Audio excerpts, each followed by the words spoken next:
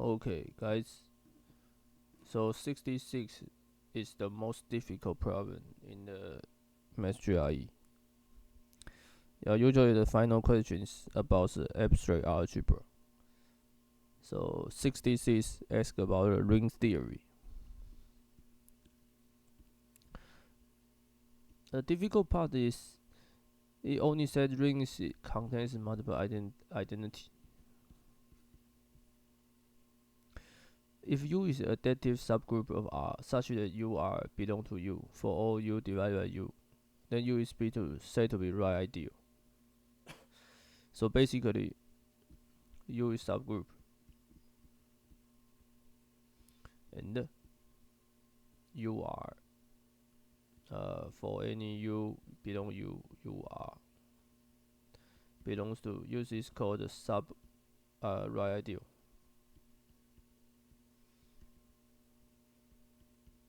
In a commutative ring, we usually talk about the two-side ideal, but in this case, the question does not tell you that the ring is commutative, so you need to be careful. Okay, and R only have two right side ideal. Exactly two. Okay. So from now on, we know that the only two side ideal to right side ideal is R and 0. This is what we know.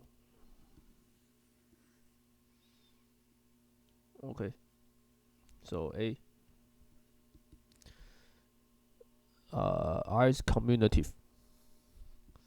We don't know. Okay. B. R is division ring. All element except for the additive has multiple inverse. So you see that the second is larger than the first one,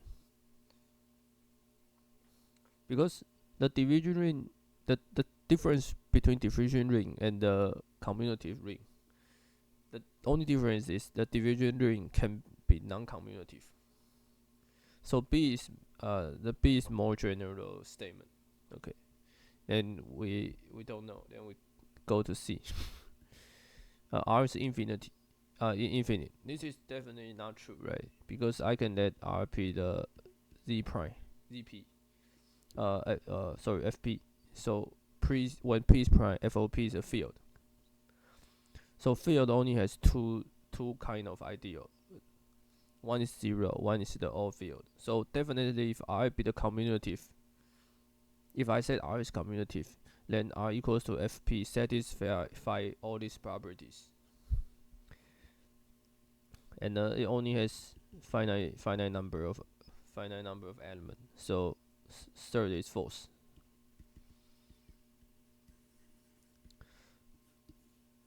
So we need to know which one is correct, A or B. The first one or second one. Okay.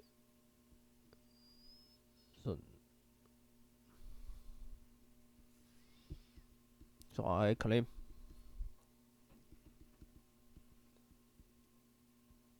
second is true, the first is false.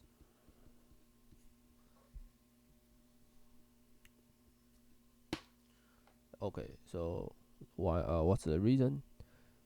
So basically, to prove that the first one is false, we need to come up with some ring, which is non-commutative, but have only two sides to right side ideal.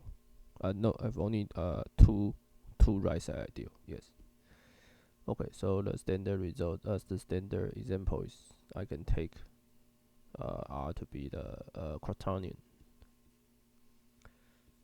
So this is A plus BI plus CJ dk, and IJK satisfy the usual commutation, like the relation IJ equals to K, JK equals to I, and KI equals to J, and the JI equals to minus K, KJ minus I, and minus I, and the IK equals to minus J.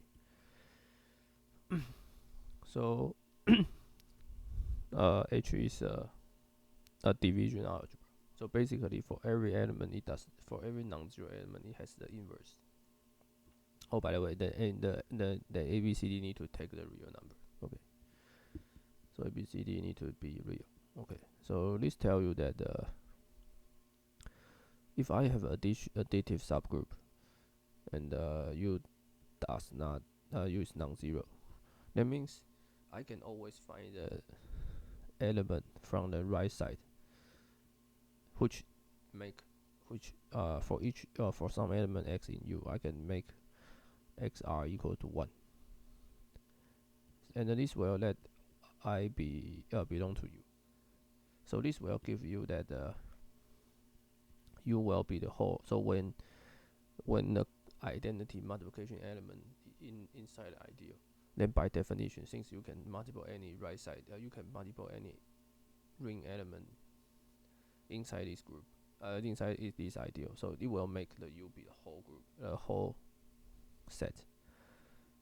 So H will be U will be the all quaternion.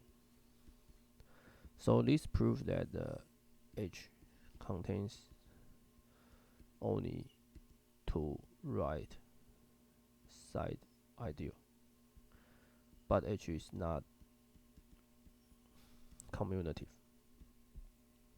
So A is false. The first one is false. So the only remaining is the second. R is a division algebra. But how do we prove this? How do we prove R is division algebra? So we need to prove R is division or R is division ring. Okay. So means that for every x which is non-zero in R, we need to show there is some x inverse such that x inverse is equal to the multiplication identity in R. And this can be proved by if I define U to be x times R. Okay, so this is a set. Okay, but I would first say that I will claim that U is a subgroup. This is common sense because any element in U can be written as xr1 and xr2. If you add them together, you get as r1 r2. But r1 and r2 are close, so basically this is still inside the U. Okay, and I would say that actually U is a by the way, and the 0 is also in U because 0 in R, so XR, so 0 is also in U. Okay, so U is a right ideal.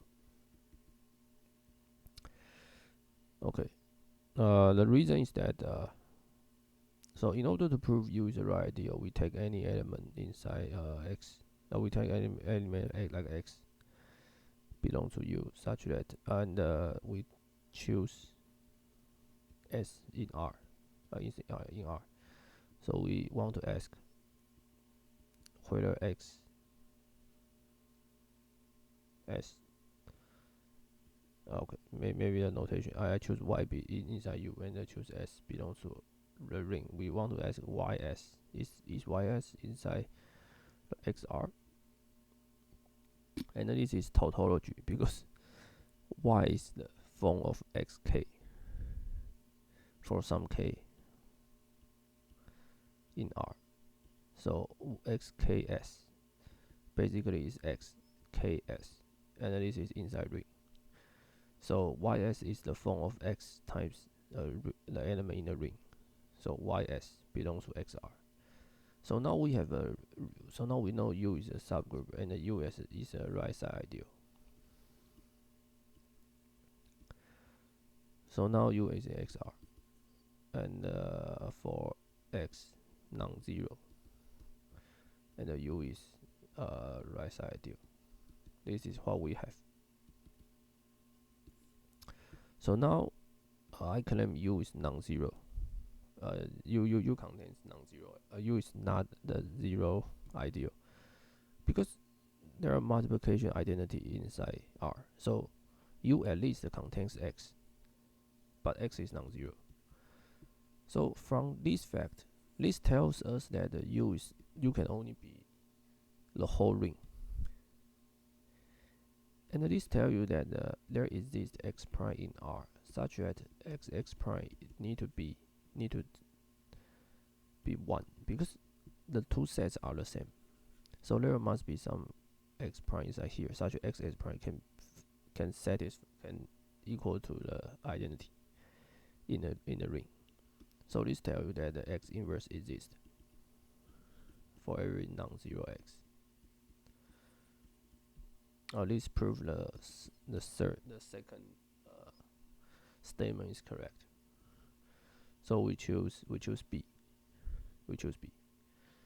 This problem is difficult. Maybe in a test that you don't have time to do a rigorous computation, but you need to think carefully. And I think this is the most difficult problem in this GR0568. Okay, I thank you guys support me until now.